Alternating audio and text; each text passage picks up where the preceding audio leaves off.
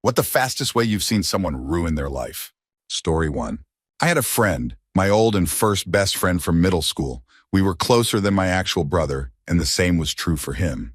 He was without a doubt my rock, and I was his. He was an incredibly talented marching drummer and drummer in general. This guy was learning advanced college-level rhythms and rudiments in just a few hours. It was unbelievable. At only 14 years old, he got to play with UCLA and USC's drumlines and didn't miss a beat with them.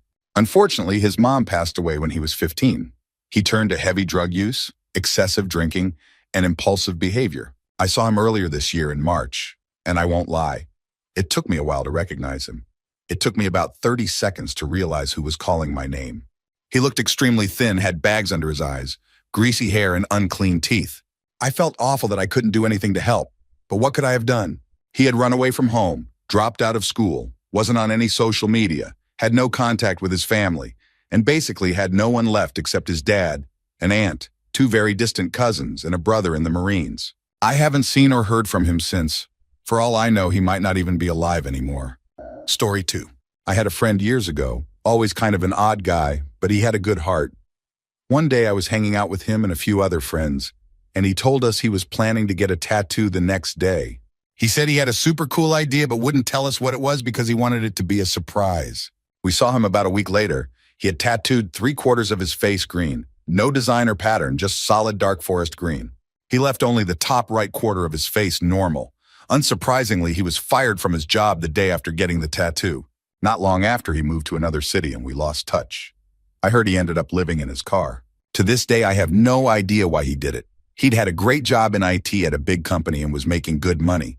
Why he thought permanently turning most of his face green was a great idea is beyond me. Edit. My inbox kind of blew up overnight. I don't know why he got fired.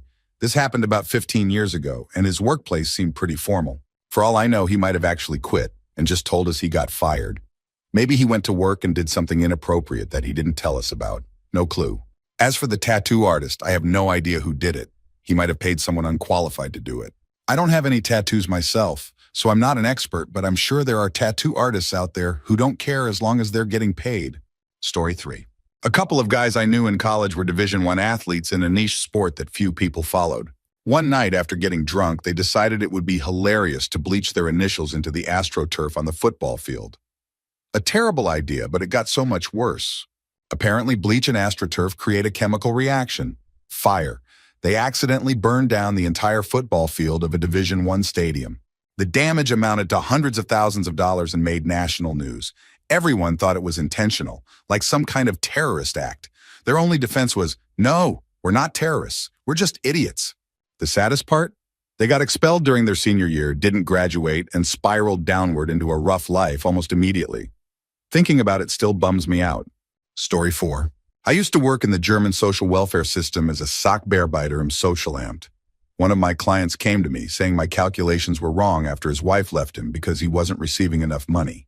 I asked him if he had any expenses I didn't know about. He was sure he had provided all the information. I asked him to bring me all his invoices, vouchers, and receipts, which he did a few days later. While reviewing his paperwork, I found a payslip I hadn't seen before. According to my files, he was receiving social welfare benefits at the time and wasn't supposed to have any income. This suggested potential welfare fraud.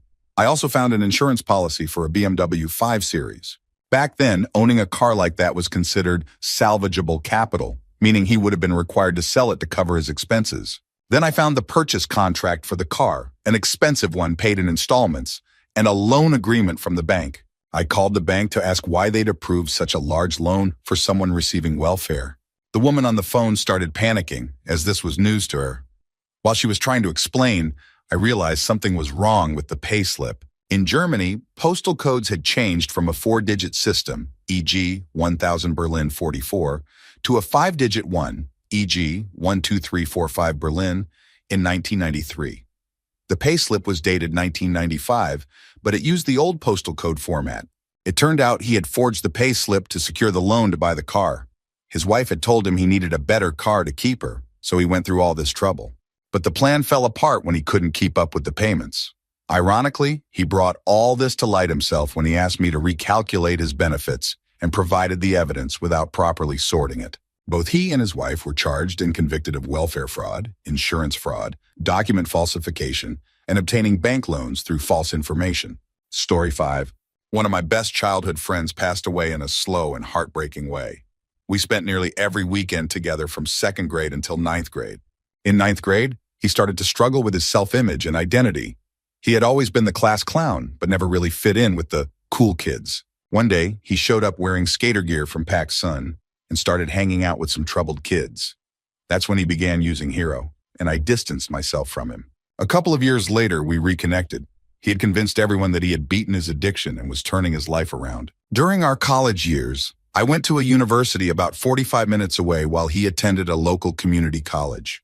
We would hang out on weekends whenever I was in town. 7 years later, he was still at the community college, always just 1 or 2 classes away from graduating.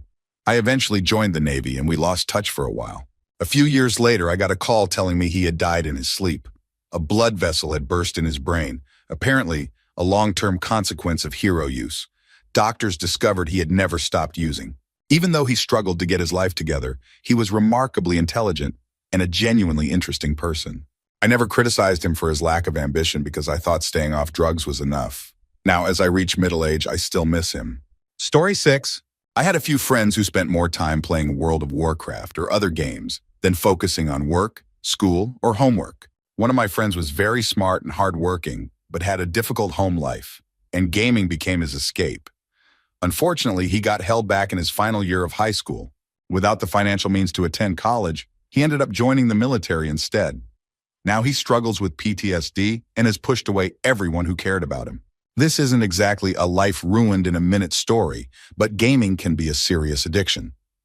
What makes it insidious is the illusion of accomplishment and progression. When life feels overwhelming and you feel like a failure, games can give you a sense of winning and success.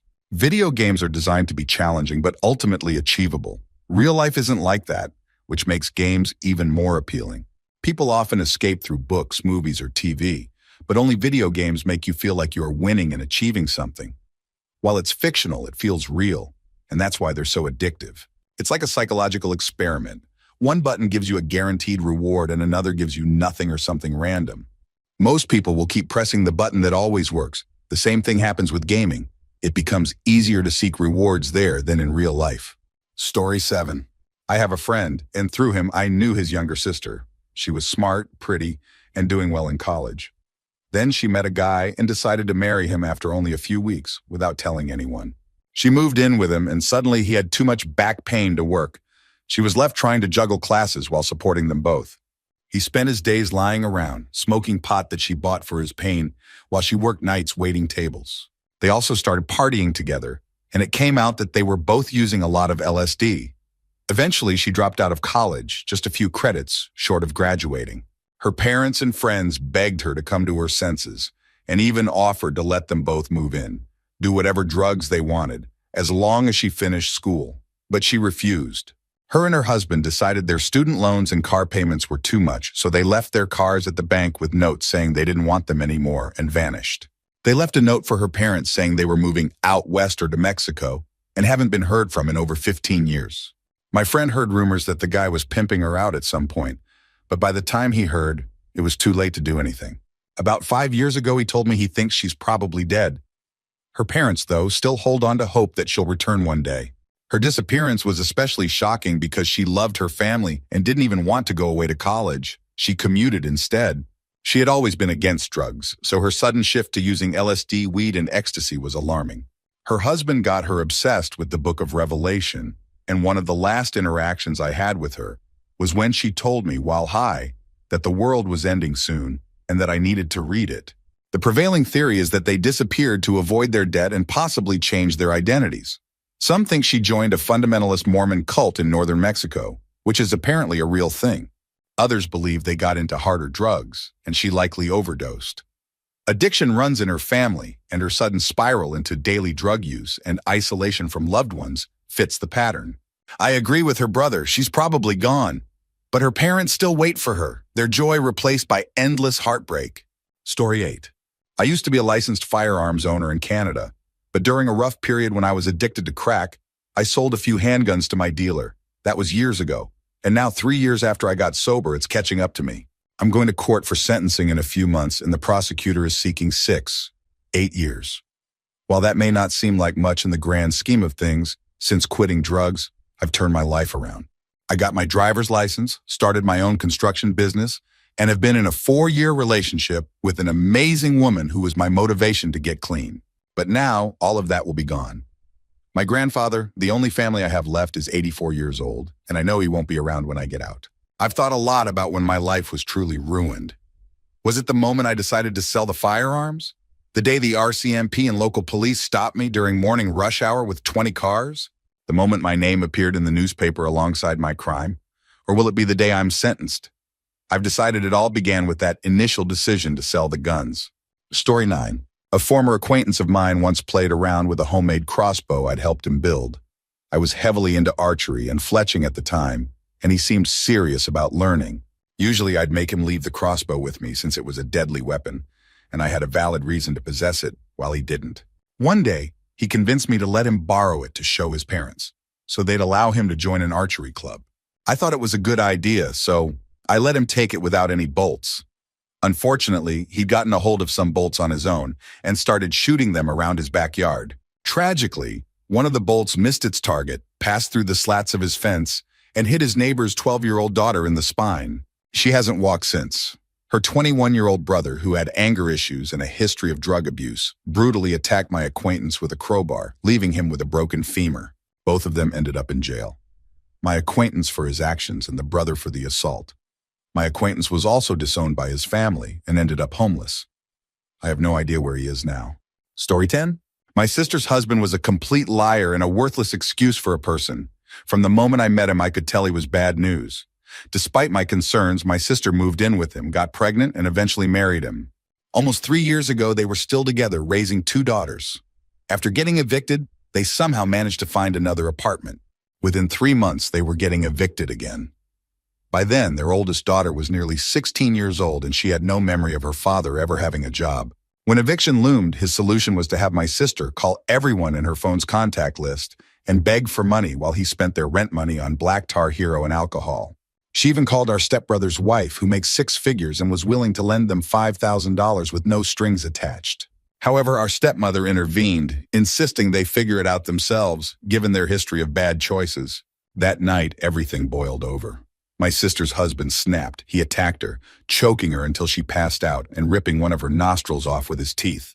Their teenage daughter tried to defend her with a sword, but was knocked down and chokeslammed by him. He was arrested, screaming for someone to kill him. The state of Texas sought 25 years in prison for his savage attack. However, because he had no prior criminal record, he was sentenced to a 6-month boot camp program followed by parole. His conditions included drug and alcohol counseling, anger management, random testing, and restitution payments. He's also barred from owning weapons and must pay child support. Since his release, he's been arrested multiple times for public intoxication, providing false information to officers, and other offenses. He hasn't paid a cent in child support, nor has he made any effort to see or contact his children, even through legal channels. My sister has moved on, but the scars, both physical and emotional, remain. Story 11. A guy I went to high school with thought he could make easy money selling his prescribed medical dexamphetamines to other students, regardless of their age. He used to say, "Dad thinks ADHD is nonsense, but Mom gets me the meds anyway, so whatever." Word got out to a local gang that he was dealing on their turf. To avoid a severe beating, he agreed to deal for them, and even started helping mule contraband into the local federal prison. He thought he could get away with it because his dad worked there as a corrections officer. However, he underestimated the small-town gossip mill. Someone he'd supplied in prison eventually ratted him out to save themselves.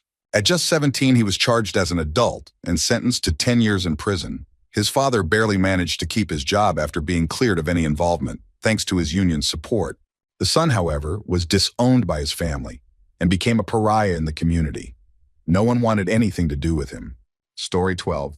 I recently witnessed a near tragedy caused by an 18-year-old driver who almost killed his 5 teenage friends, aged 14, 17, while fleeing from the police at over 70 miles per hour. The group had been at an illegal burn party when they were spotted by a cop. The driver panicked, lost control of the car, and crashed. 2 of the younger passengers stopped breathing on the way to the hospital and had to be resuscitated. The driver showed no remorse, arrogantly claiming, I'm a minor, so the charges won't stick. That attitude changed when he was hit with one felony of reckless endangerment for each injured passenger, a DUI, and several other charges. While all the kids are thankfully recovering, the event was a stark reminder of how quickly reckless choices can turn a fun night into a near-death experience. Story 13. Where I live, several high schools are located close to one another. My school, S1, and the neighboring school, S2, were part of a recent and frightening incident. S2 received an anonymous tip about a student planning to bomb the school the next day. S2 was closed as a precaution, giving everyone there a day off. However, S1 remained open, which led to some students complaining it wasn't fair. The next morning at 5 a.m., I received a text saying S1 would also be closed for the day. It wasn't unusual during the winter months, so I initially assumed it was a snow day. However, when I saw there was no snow, I texted a friend to ask if he knew anything. He didn't, so I went back to bed. Later that morning, I checked the news and discovered the shocking reason for the closure. A girl from S1 had posted on Instagram, claiming she was going to shoot up the lower commons to get a day off. Her plan worked, but it was also her last day of freedom. She was arrested, charged with an act of terrorism, and sentenced to 20 years in prison. Her one impulsive decision not only ruined her own life, but could have endangered countless others. Story 14. During my internship last year, the company organized an onboarding event at a rented bar. They gave everyone 2 drink tokens and warned us, "While we want you all to have fun, please drink responsibly." People have ruined their internships with us in the past on this night. Most of us were college students, so naturally, the atmosphere was lively. Although many of us had more than 2 drinks, the company had arranged coach buses to take us back to a nearby hotel, so we felt it was safe to let loose a bit. Unfortunately, one guy took it way too far, and what happened next was difficult to watch.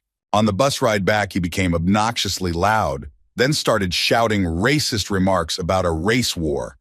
The HR manager, who remained calm and professional, repeatedly asked him to sit down.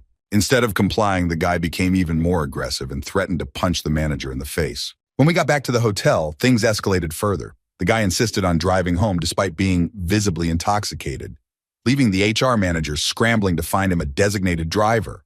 I don't know what happened to him after that night, but I'm certain his internship was over. It was surreal to witness someone throw away such an opportunity so recklessly. I can only imagine how he explained it to his family when he got home. Story 15. I work at a shelter, and we once had a kid living with us whose parents abandoned him when he was just 6 years old. The people at the shelter, staff and residents, became the only family he had. As he approached his 18th birthday, he accumulated a significant amount of debt. We offered to let him stay longer to pay it off and get on his feet before moving out, but he was determined to do things his own way. On his 18th birthday, despite all our advice, he signed a lease for an apartment where he lived with the girlfriend and kids of an older friend. We hoped for the best, especially since he had a caretaker assigned to manage his finances. Unfortunately, things unraveled quickly. He ignored calls from his caretaker, threw a party where he served alcohol to minors, and ended up getting evicted. After that, he lost his job. The friend who took him in after the eviction eventually kicked him out too. Now he's homeless, unemployed, and still in debt. All because he refused to follow our guidance and insisted on living by his own rules as soon as he turned 18. Story 16. I was dating a girl whose younger sister got pregnant at 17. At 6 months pregnant during a family party, she was drinking straight vodka. I pointed it out to my then girlfriend, but her family brushed it off. Her mother didn't care enough to even check the bottle of water she was holding, dismissing it as a lie. Later in her pregnancy, the sister tried to trap a random guy by telling him, "You're the father." Around the 8th month, I quietly paid for a DNA test on his behalf, which confirmed that the baby wasn't his. He broke down completely when he heard the results. Meanwhile, the sister didn't care. She laughed it off, admitting she was just trying to lock down someone with a stable job. She didn't even know who the father was. The baby was born with severe fetal alcohol syndrome. Now 10 years old, the child is severely disabled and being raised by her grandmother, while the mother continues to abuse drugs and neglect her responsibilities. The situation ruined several lives, but the one that haunts me most is the man who thought he was the father. I'll never forget seeing the joy drain from his face in an instant. The rest of the family doesn't seem to care, which makes it all the more sickening. Story 17. I've shared this story before, but I recently found out what happened to the girl involved. Back in high school during my junior year, a girl got pregnant about halfway through the year. At the time, she was dating a guy who initially claimed to be the father. However, a few months into the pregnancy, they broke up, and he started saying the child couldn't be his because she was already pregnant before they'd ever been intimate. The girl refuted his claims, insisting he was the father because she hadn't been with anyone else. She kept pressuring him to take responsibility, but eventually backed off. Then in a bizarre twist, she started dating her ex-boyfriend's cousin. The baby was born while she was still with the cousin, and for a while, things seemed to settle down. However, when she and the cousin broke up, she started claiming that either her ex or the cousin was the father, and that one of them should pay child support. She took them both to court, determined to prove her case. Paternity tests revealed that neither man was the father, and the court ruled that neither of them owed her anything. This left her saddled with court fees and legal expenses. She lost a lot of money, became a single mother, and last I heard, she was working at McDonald's and wasn't in a relationship. The entire ordeal unfolded over the span of about 2 years, a spiral of poor choices and consequences that left her life in shambles. Story 18. My ex cheated on me with a mentally unstable woman. One night, he lied about working late to go hook up with her. She got angry with him and punished him by filing false rape charges. He was pulled over just 2 blocks from her apartment and hauled off to jail. He ended up in the S-offender unit of one of the worst county jails in the country over Christmas. The case never went to trial. The grand jury dismissed it for lack of evidence, but the damage was already done. In just 4 hours, he lost me, his affair partner, his main job, his side job, his volunteer work, his savings account, his credit, visitation rights with his daughters, his car, most of his friends, and several family relationships. He moved back in with his mom and still has an arrest record he can't afford to expunge, which shows up on every background check. He completely destroyed his life in a matter of hours. Story 19. Coca destroyed the life of a man who had it all: a thriving business, a beautiful wife, a child, a house in the suburbs, and a vacation home on the coast. Within 6 months, everything fell apart. His wife left him, taking full custody of their son. Despite everything, she still cared about him. When he was admitted to the psych hospital where I worked, she visited him and even told him he could see their child if he got clean. Instead of appreciating the opportunity to rebuild his life, he spent his time complaining. He ranted about the court-ordered 180-day outpatient program, which required weekly visits to a free clinic in his hometown. He had a chance to start over, but all he could do was whine about transportation costs. It was heartbreaking to see someone waste the second chance he had been given. Story 20. I'm currently in the middle of ruining my own life. I'm 35 years old and likely to be homeless within the next year. I've never truly experienced life. I'm morbidly obese, enough to qualify as disabled. And I've never held a real job except for helping my dad with newspaper deliveries. I completely avoided social interaction for a decade after high school, losing all contact with friends. I never graduated high school, even though I put in the extra effort to catch up after skipping classes. On top of that, I don't even have a social security number, which has prevented me from seeking government assistance or formal employment. For the first time, I feel a drive to change, but I have no idea where to start. Realistically, I might die before I can turn things around. The biggest mistake of my life was never trying in the first place. Story 21. A beautiful friend of mine completely changed after meeting a charismatic but manipulative man. Almost immediately, she became unreliable and started missing shifts at work. We drifted apart because I couldn't stand her boyfriend. He was smarmy, arrogant, and controlling. After she missed so many shifts that she was about to be fired, I decided to check on her. I waited until I was sure her boyfriend wasn't around, then knocked on her door. When she answered, I barely recognized her. She was thin, unkempt, and reeked of sweat and something I couldn't identify. Her once beautiful apartment was filthy, with trash and dirty clothes everywhere. I confronted her and she broke down. She admitted her boyfriend had introduced her to Hero shortly after they met. She was addicted, barely eating, and he was pushing her into prosty to fund her habit.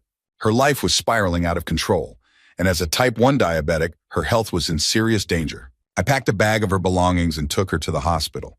She stayed there for 3 weeks to detox and manage her diabetes. After she was evicted, I brought her to live with me. She promised never to see him again, and I believed her. 2 days later, I came home from work to find her dead on my bathroom floor. She had overdosed, the needle still in her arm. In less than 6 months, Hero had taken the life of my vibrant, kind friend. It was an unbelievable waste. Story 22. When I was 18, I ruined my own life. My parents had recently divorced, and my father moved away. As soon as I got a job, I moved out of my mom's house and into my own flat. I threw massive parties, spent recklessly, and adopted F******it as my life motto. I stopped paying rent and bills, spending all my money on clothes, drugs, and alcohol.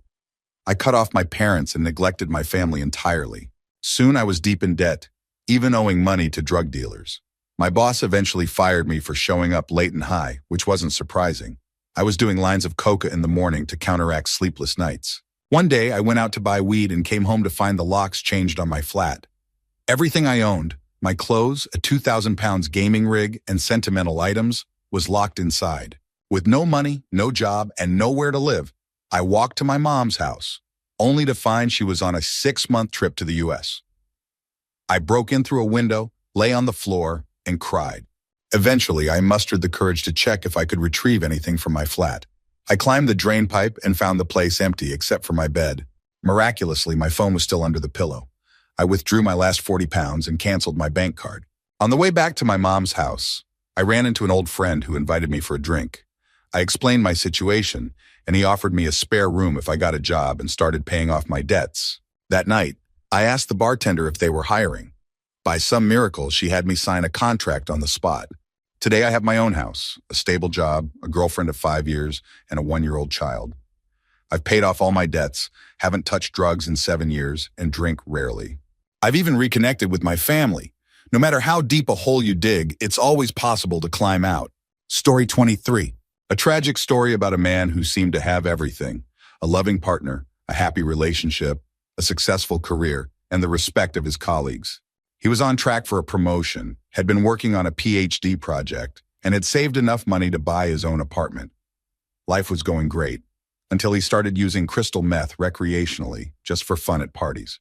Within a little over a year, his life completely unraveled. He lost his savings, his partner, and his job in a way that made it nearly impossible to find future work in his field. Just a few months later, he took his own life. The lesson here is clear. Don't mess with crystal meth. It's far too dangerous and addictive to control. While high, it makes you overconfident and unable to see the damage you're causing to your life. When you crash, the depression and cravings make it nearly impossible to break the cycle. Once hooked, there's no moment of clarity to assess the harm you're inflicting on yourself and your loved ones. Ray P. Andrew. Story 24. A new guy came to our school in Australia from New Zealand. I always made it a point to befriend new students to help them settle in. We got along well, and I introduced him to my friend group. He eventually started hanging out with some Polynesian kids at our school, who were known for getting into trouble, smoking, skipping school, and generally rebelling. I didn't mind, as he seemed happy and always greeted me warmly when we crossed paths. The last time I saw him, we were at a pub. He was extremely drunk, and I offered to give him a ride home if he needed one. He agreed, but never came back to find me. Later that night, while driving home, I saw a terrible car accident, but didn't think much of it at the time. The next morning, I learned that it was him. He had stolen a car and attempted to drive home while drunk. When a cop tried to pull him over, he refused to stop, leading to a chase. He crashed into a tree and later died in the hospital, holding his mother's hand. He was only 19. Every time I pass the spot where the crash happened, I think about how small decisions can have such far-reaching consequences. I'll never forget him or the path he chose that ultimately sealed his fate. Story 25. Back in high school, I dated a girl who turned out to be completely unstable. After we broke up, I found out she had cheated on me with at least 2 people, possibly more. She ended up dating one of the guys she cheated with, but when he started getting tired of her behavior and considered leaving, she made a drastic decision. Without telling him, she stopped taking her birth control in an attempt to trap him with a baby. On prom night, she succeeded in getting pregnant. She failed all her classes, didn't graduate high school, and the guy, barely 18 himself, was pressured by his conservative Catholic family to marry her. They gave him an ultimatum: propose within 2 months or be disowned. From what I know, he gave up his plans for college to support her and the baby. I haven't seen or heard from either of them in years, and I hope both the dad and the child are doing okay. The dad was a genuinely good person, and the child didn't deserve any of this. But I have no intention of looking them up. I don't want to reopen Pandora's box with the mom. Story 26. Last year, a group of teenage girls in my town decided to get drunk and speed down a dangerous 2-lane highway at over 90 miles per hour. They hit a guardrail, the car flipped multiple times, and then burst into flames. All but one of them died in the crash. The sole survivor, who was a passenger, is now struggling deeply with survivor's guilt.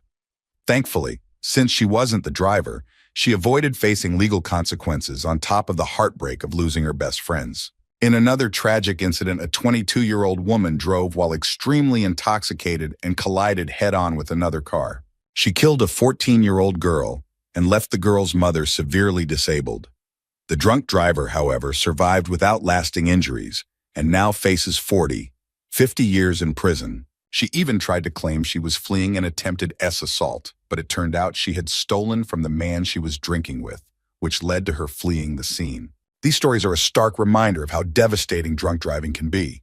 Alcohol may be legal, but it remains one of the most dangerous drugs in our society. Story 27. I didn't destroy my life, but I lost a lot of money due to a mix of bad luck and bureaucratic inefficiency.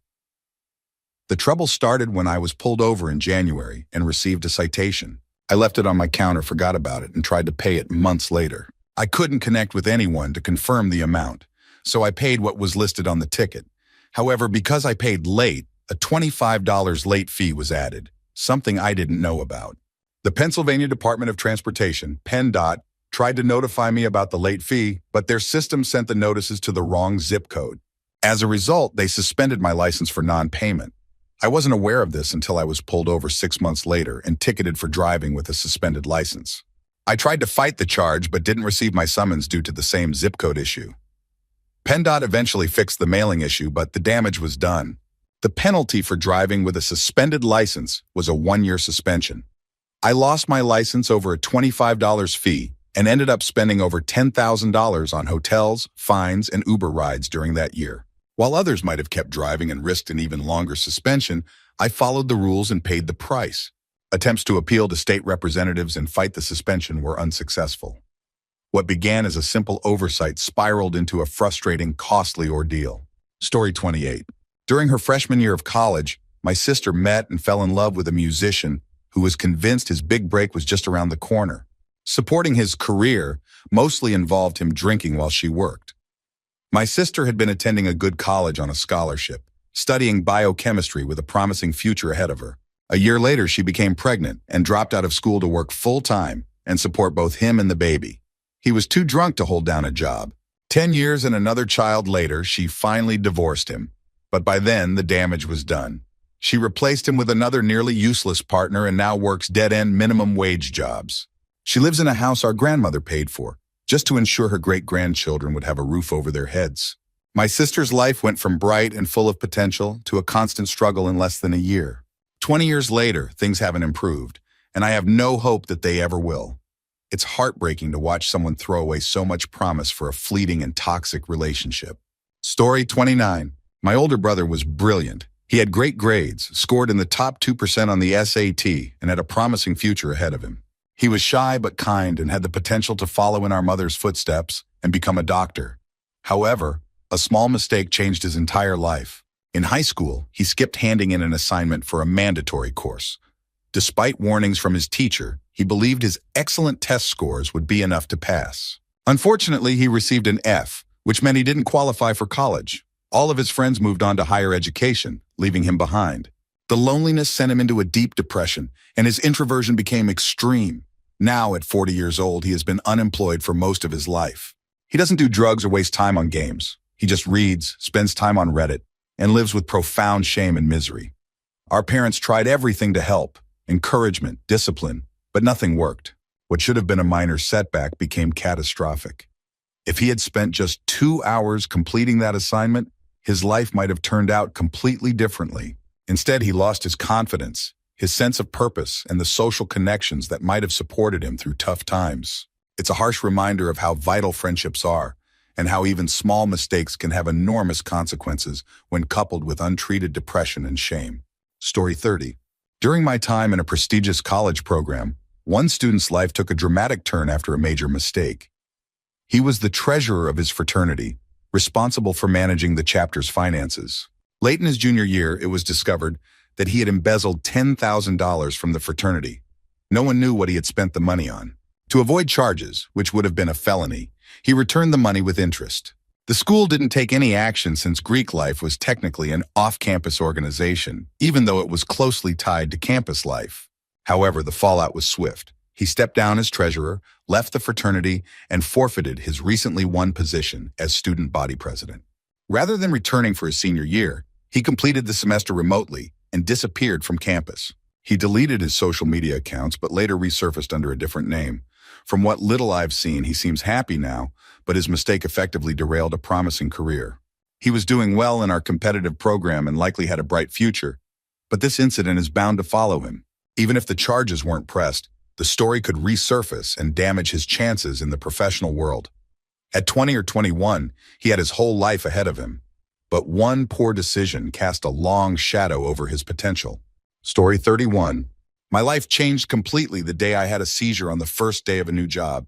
During the seizure, I shattered my left femur. I couldn't work, and 3 months later I was evicted from my rental because I couldn't pay the rent.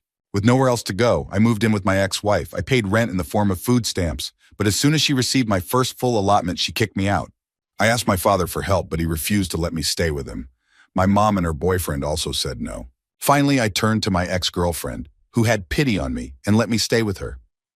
Since then, I've struggled to hold a job. Every time I've tried to work, the pain has forced me to quit or resulted in me being fired for not being able to perform. I started the disability application process shortly after the seizure, but it's been dragging on for over a year and a half. I was supposed to have a hearing on May 18th, but the night before, I had another seizure that rebroke the same femur. That's when I was also diagnosed with early onset osteoporosis at just 38 years old. In the span of a year and a half, everything fell apart. My life as I knew it turned on a dime the moment I had that first seizure. Story 32. I had a childhood friend who was the class clown, great with people and always funny, though not particularly academically inclined. His home life was tough.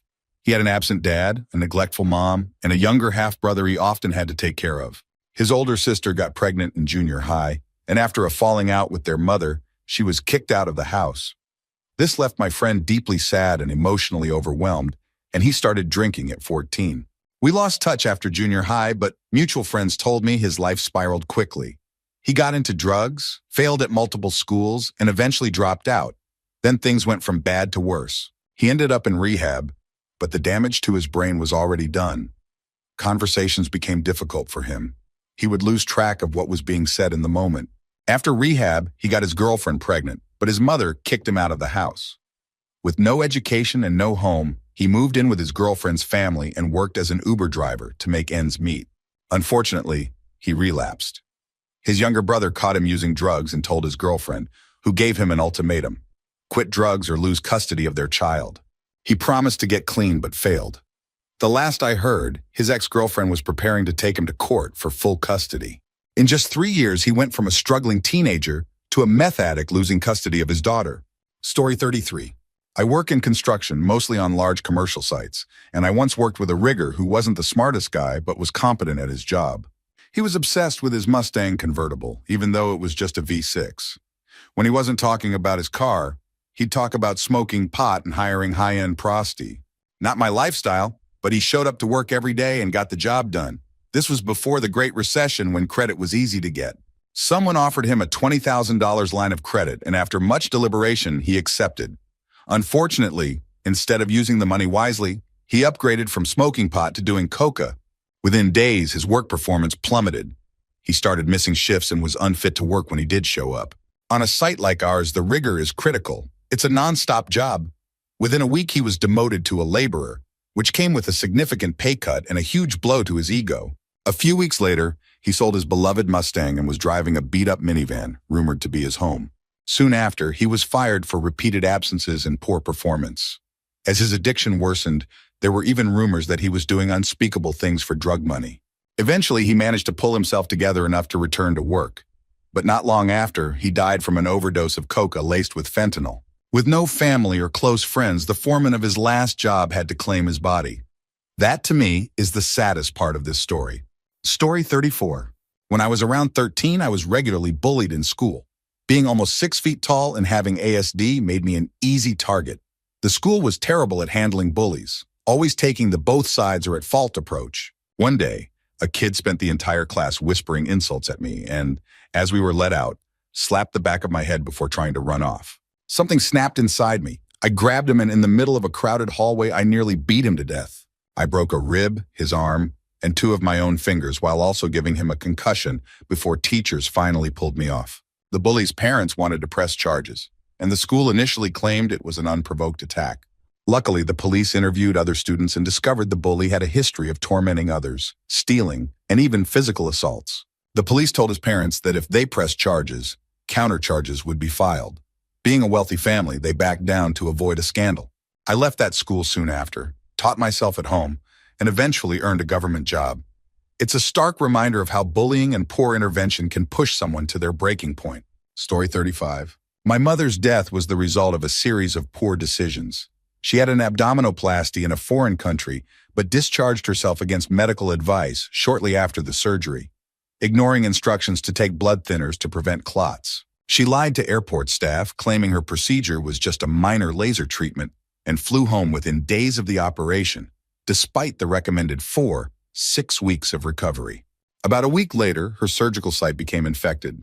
She saw a doctor in her home country, but lied about the type of procedure she'd had, resulting in a misdiagnosis and incorrect medication. Ultimately, she developed a blood clot that traveled to her heart, killing her. Every decision she made, from skipping medication to lying to medical professionals, contributed to her demise. It's heartbreaking to know that her death could have been entirely prevented with a bit of honesty and caution. Story 36. At one point, my younger brother was my biggest inspiration. He had 2 beautiful boys with his fiancée, who was just as wonderful. We lived together, and though I was in a rut, I admired the life he was building. On weekends, we'd party a little. Some weed, some booze, but nothing too crazy. One night, an attractive girl showed up at a party with coca. I tried it, but immediately recognized how destructive it could be for me and quit cold turkey. Unfortunately, my brother wasn't as lucky. He got hooked, cheated on his fiancée with that same girl, and spiraled into addiction, eventually dabbling in meth as well. I tried to set a good example by quitting everything and making it clear why I was doing it, hoping he'd follow suit. Thankfully, he eventually cleaned up and is rebuilding his life, though with different people and under very different circumstances. I can't help but wonder how much heartache could have been avoided if one of us had told that girl to leave. Story 37. A once close friend of mine was a popular theater kid with his whole life ahead of him. He was a leader in our school's music community, had just started dating the girl he'd been crushing on for years, and was set on pursuing an acting career. Everything was going well for him, until one night. After a play, he attended a cast party. That night, while everyone was asleep, he made the horrific decision to assault someone. By the time junior year ended, he went from being one of the most admired people in school to the quiet, ostracized new kid in another district. It broke me emotionally and socially to see this happen. He had always been someone I looked up to and trusted, and I still don't understand why he did it. Maybe he thought he was untouchable, or maybe he intentionally sabotaged his life under pressure. Regardless, I lost a friend that night, and even after 2 years, I still don't know how to fully process it. Story 38. When my friend's dad passed away at 19, he was the sole beneficiary and inherited about $160,000. At first, he talked about smart plans like saving, investing, and buying a house. But within a year, all the money was gone. He quit his job and started spending almost every day at the casino, gambling and drinking. He would give hundreds of dollars to friends, pay for everything when we went out, and tip waitresses excessively to keep the drinks coming. On top of that, he spent a fortune on drugs and alcohol, staying intoxicated for most of that year. His existing issues with substance abuse spiraled out of control, and the money nearly killed him. Now 26, he lives with his girlfriend and their young daughter. He often talks about how much he regrets wasting that money and can't believe the things he used to do. Becoming a father changed his life. He's been sober for almost 3 years and has a stable job working for the city. Story 39. When I was 17, the guy I was dating picked me and a friend up late at night drunk in his Firebird. He insisted on taking back roads with no streetlights, speeding down winding roads lined with trees. My friend in the back seat tapped me on the shoulder and told me to put on my seatbelt because she could tell something bad was about to happen. I was terrified and begged him to slow down, but he ignored me. Suddenly, we fishtailed, flipped 4 times, and slid full speed on the roof of the car until we hit a guardrail and flipped back over. I looked over at him and saw his limp, bloodied body halfway in the back seat. He wouldn't wake up, and I thought he was dead. Some nearby residents called the cops and an ambulance. He was in and out of consciousness as they stretchered him away. He survived, but he ended up with permanent screws and plates in his face. He was incredibly handsome before the accident, but after that, his life unraveled. He gained weight, became a full-blown alcoholic, and stopped caring about himself. The last time I saw him, he was in his 30s, living in his parents' attic, jobless and messy. The cops said it was a miracle any of us survived. It took me 7 years to trust anyone else to drive me again. Story 40. Last year, our group of 40 people was preparing to attend a world camp in the U.S., something we'd all been saving for nearly 2 years to afford.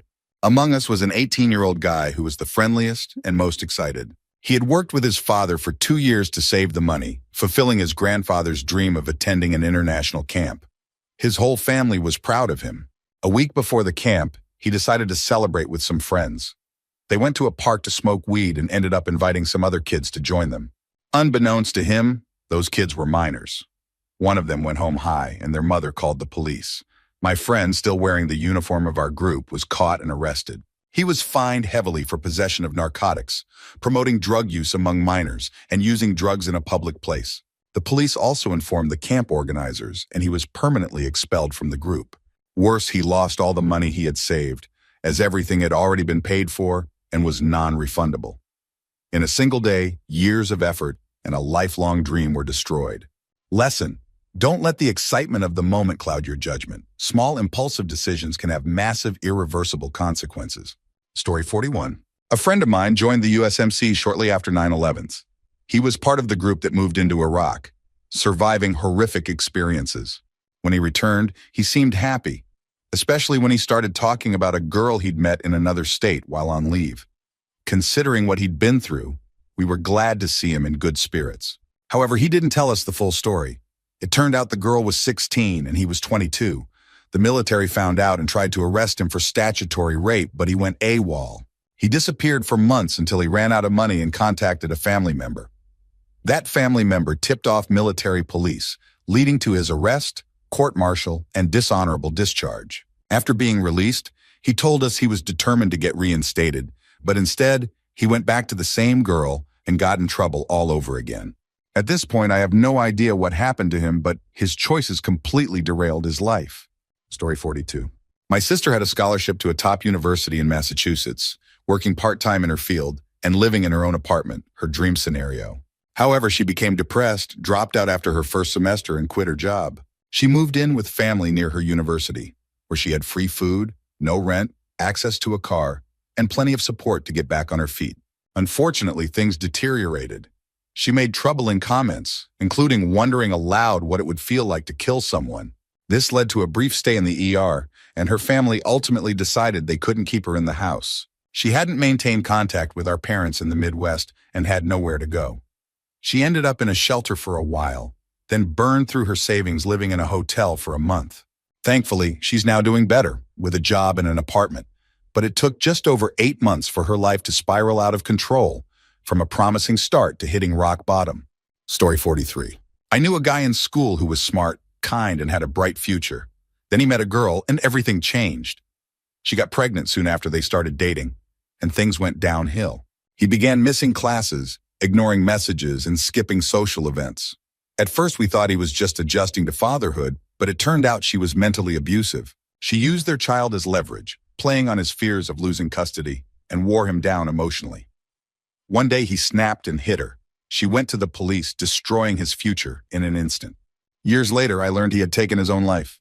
He handcuffed himself to a tree in the woods, took a large amount of drugs, and waited to die. When the drugs didn't work, he tried to free himself, leaving teeth marks and deep scratches all over his body.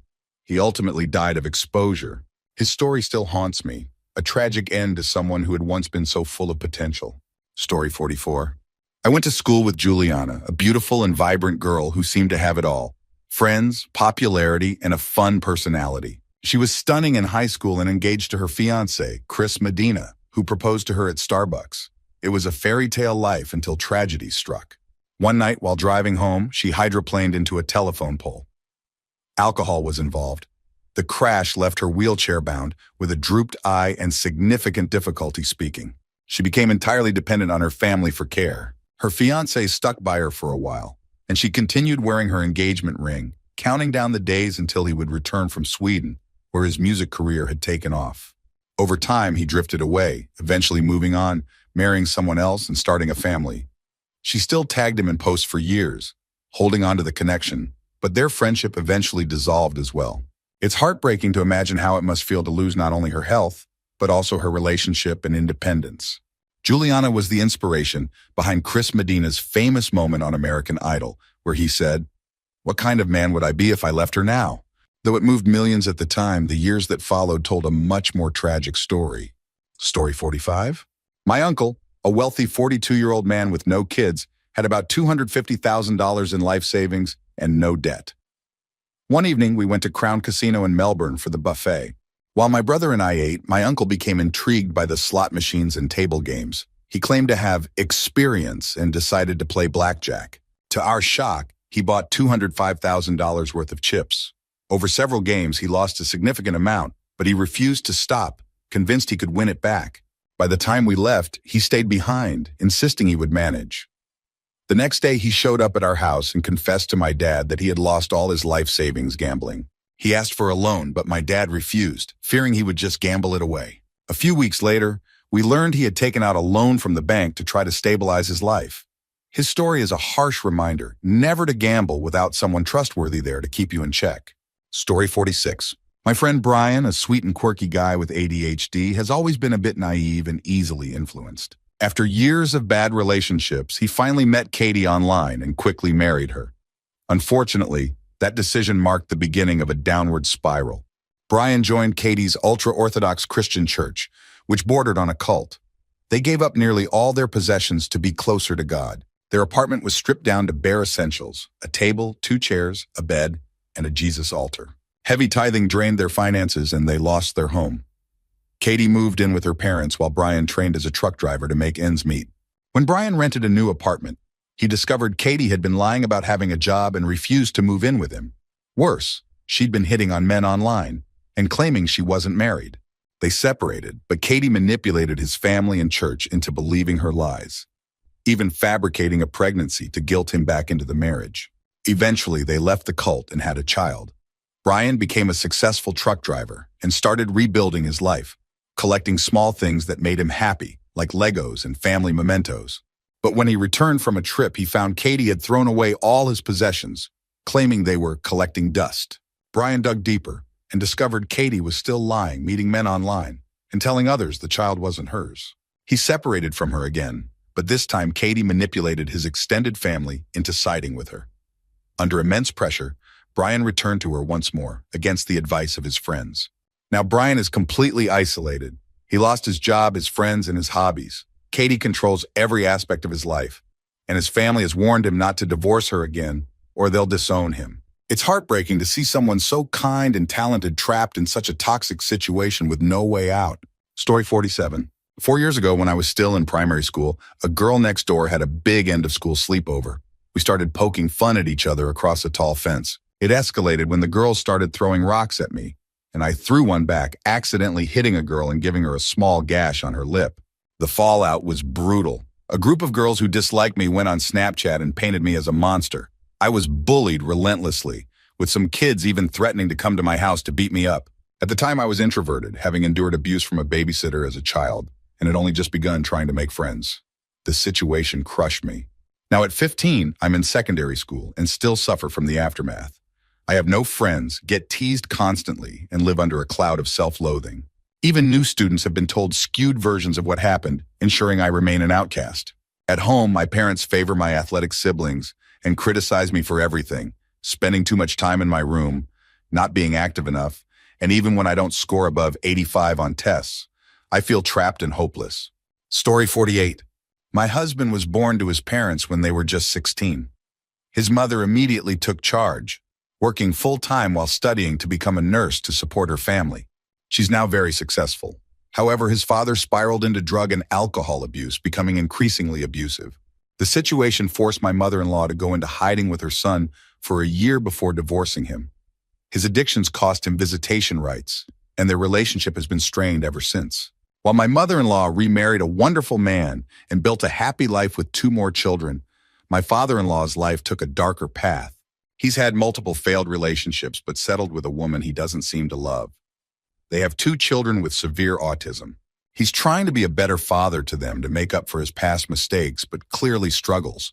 He attempted suicide about 5 years ago and still battles deep issues.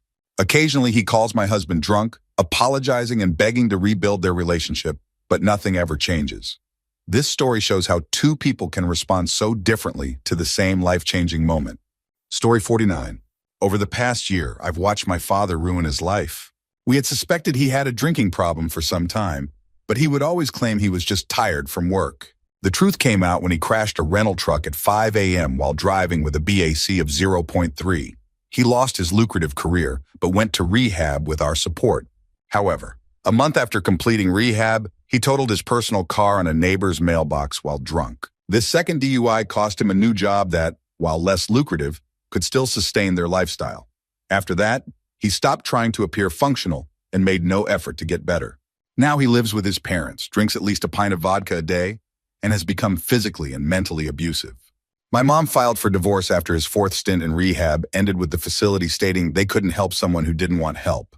My wife and I won't allow him near us or our child after he tried to fight me the last time I saw him drunk. It's devastating to watch someone you once admired throw away everything for vodka. Story 50. Charles Couch's life and the lives of several others were destroyed in a matter of minutes. Facing a warrant for nonviolent offenses, he decided to flee from local police in a high-speed chase. As he entered a neighborhood, the sheriff ordered Deputy Holtzhaus to stop pursuing due to the danger to civilians. However, the deputy ignored the command and continued the chase at 70 miles per hour through a 15 miles per hour zone. Couch crashed head-on into my wife's parents' car. He managed to run on a broken hip before being apprehended. My father-in-law died from his injuries, while my mother-in-law was left with a broken spine and now requires 24/7 care. Couch, a repeat offender, received a life sentence with no chance of parole. The deputy was investigated and the police department faced a lawsuit. All of this devastation occurred in just 3 minutes because Charles Couch didn't want to face accountability for lesser crimes. One reckless decision caused irreparable harm to multiple families. Story 51. In 2014, I was a cook earning $9 an hour, struggling to support my family of 3. My girlfriend stayed home to take care of our child because it was the most financially viable option. Life felt unbearable. I could barely make ends meet, I was deeply depressed, and I often cried myself to sleep, wondering if this was all there was to life. Things took a turn for the worse in October when my employer informed me that, due to seniority, my hours would be cut to just 20 a week. That was the breaking point. I decided I had to try something different, anything to improve our situation.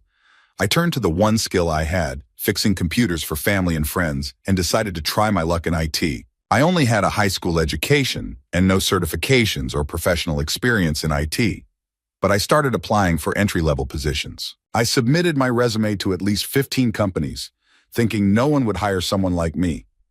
To my surprise, I got one call back for a desktop support role at a call center. The interview was intimidating. They asked a lot of technical and scenario-based questions. I probably got half of them right and admitted when I didn't know something. I left the interview feeling defeated, convinced I had no chance. A week later, they offered me the job for $14 an hour. I was stunned and asked why they chose me. They said my honesty and personality stood out. They appreciated that I admitted when I didn't know something instead of trying to bluff my way through. That job changed my life.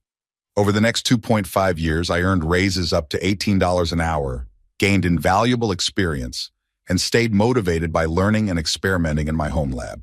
By July 2017, I landed a new role as a cloud operations engineer making $60,000 a year in a low cost of living area. In just 3 years, I went from earning $9 an hour as a cook to tripling my income in the IT field, all without a degree or certifications.